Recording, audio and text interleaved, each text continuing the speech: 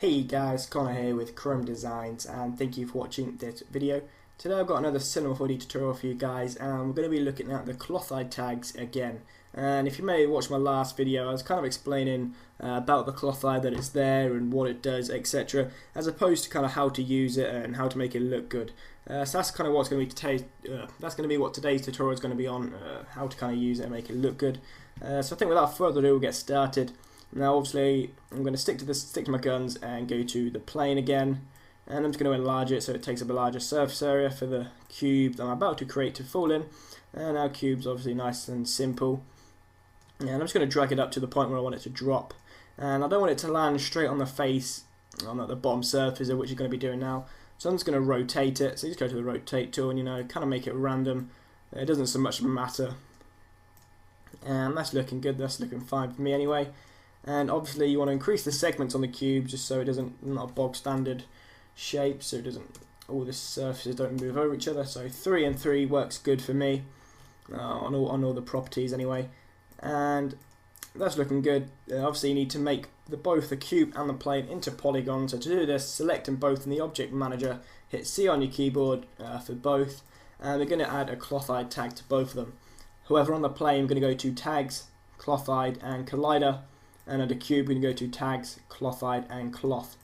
So now just hit play, and we should get a similar effect to what we created in the last tutorial. Yeah, there we go. We've got a cube kind of bouncing off the floor, and it kind of flips over on itself. And again, it seems like jelly, if you will.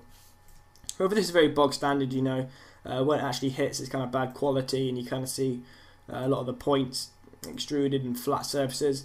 And you want it to be smooth, so we just add a hyperNURBS.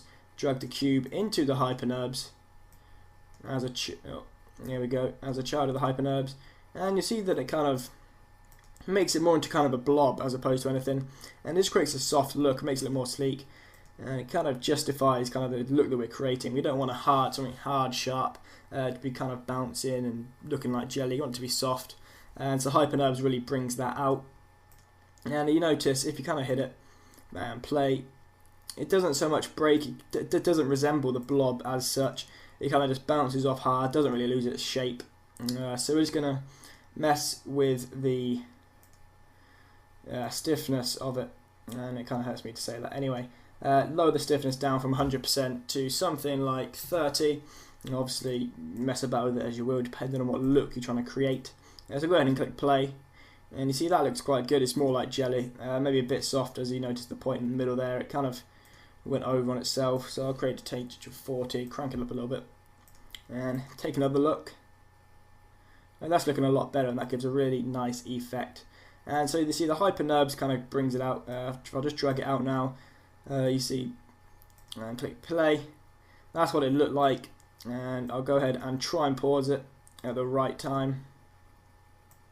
You see that it's kind of all sharp edges and it just looks uneven, and if you try and use this in an animation, look kind of horrid. For example, if you render it, all the sides will be all dodgy, and that's the effect of what the hyperNURB does. It's very good. And if I manage to drag it in, there we go, and that's all and well. And so with this kind of look, we're going for a soft look. You don't want it to be too glossy, you don't want it to be like really metallic-y, because it's kind of like a blob.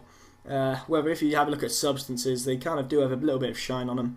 However, it kind of has its original kind of density. So we're just going to make a new material.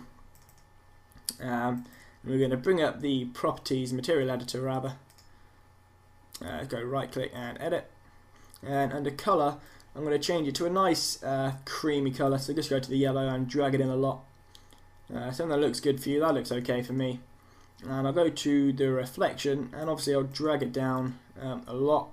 It's very little, something like 5%, around there. Change as you wish. And under the texture, I'm going to add a Fresnel.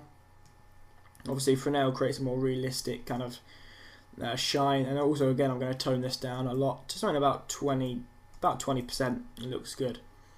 And obviously you need to apply that to the blob. And if I zoom out and I take a quick look, you see that it's starting to look, you got the shine, you got the shadows, and that's with a very little render settings. So we're going to go to render settings now, and I'm just going to add a global illumination and an ambient occlusion. when I decide to do that. Global illumination, I'm going to change it to low just for the render purposes. Low and low. Shut up, cat. Ambient occlusion, contrast. I'm going to change this up to about 20%. Global illumination, I'm going to leave it on low. Obviously, for this to work, the global illumination, you need to add a light. So I'm just going to add in a few lights now. I'm going to add an aerial light above. I'm going to add one light kind of to the side so you can kind of see in the gap here. See, I'm going to tone down the intensity a lot. And if we just take a quick render look, you see that it should look quite nice, and this will give a good effect. This will look a lot better than the original. With the Clothilde, there's a lot of possibilities of what you can do. You know, you can do it with anything as long as you got it in its kind of polygon form.